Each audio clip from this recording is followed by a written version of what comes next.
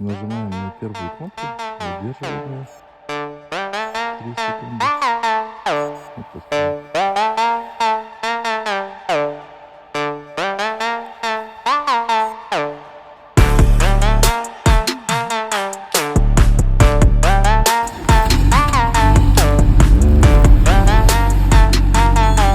Двигатель запущен.